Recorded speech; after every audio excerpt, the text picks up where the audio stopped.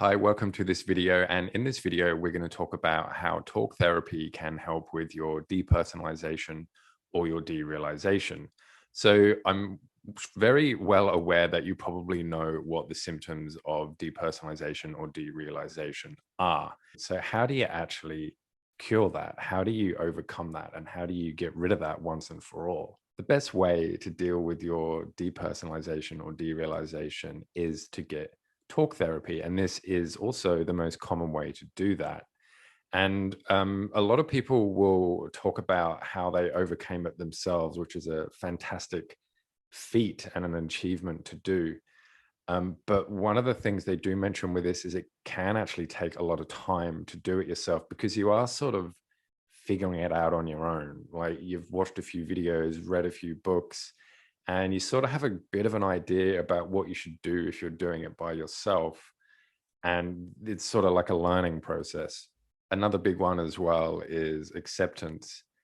And acceptance is where you essentially just accept what's happening to you. And after a while, because you're not fighting and you're not panicking and you're not being anxious about what's happening to you, eventually over time, the anxiety will diminish. So that means that your dissociation will pass. To be totally honest, I'm not a particularly big fan when it comes to acceptance, because why should you accept it? You know, it's like saying, oh, I've got a broken leg and I'm just going to accept that I have to walk in complete agony until it's fixed. Like you shouldn't have to accept that, you know. I mean, if you got a broken leg, you go, no, well, I can get a cast, I can go to the doctor, I can get it treated, you know, I can have surgery, I can have crutches, I can have a wheelchair, you know, all this type of stuff. And it's the same with depersonalization or derealization. A coping mechanism to help you through it while you're getting treated or while you're treating yourself is to have acceptance, but don't accept it. This is shit, right? It's an awful thing to have. It's horrible to be in that dreamlike state for so long. So if you want to do that and if it works for you, then that's okay. But with my students, I go down the road of, let's not accept this. Let's not try and cover it up with coping mechanisms. Let's fix it at the root core, or the core root of what's happening here. And, you know, get rid of it forever. So you don't need coping mechanisms and you don't need to accept anything. You're just getting on with your life as, you know, completely attached to it. Okay, so let's have a look. So depersonalization and derealization, what does talk therapy actually do and how does it work? It makes you aware of your patterns, both your language and your physical patterns. And what I mean by this is the type of words that you use. And for example, I was working with a student and they would always say the word should, like, I should be feeling this, I should be doing this, I should be doing that. And I basically was really curious about that. And I sort of mentioned that to them and I sort of said, you know what, I'm really what I've noticed about what you've been saying in this session and how you're answering a lot of questions is you're always saying I should, and I'm just wondering why you feel that you should do all these things. And they didn't even realize that they were saying this. And then of course, you know, that led to further things which eventually helped them, because a lot of people don't even realize that they're doing these things. So therapy is a way to highlight these things and these patterns to people to make them aware of what they're doing. And this awareness always leads to deeper, more profound stuff, which is where the real work in therapy happens. It uncovers your motivation behind your actions, even your unhelpful ones. So, for example, procrastination, negative self-talk, always blaming others. So you might not realize this, but everything you do has motivation behind it. And therapy can really help you understand why you have the negative self-talk, why you have the racing thoughts, why all this stuff is happening, why you're thinking the way that you do, why that you have anxiety.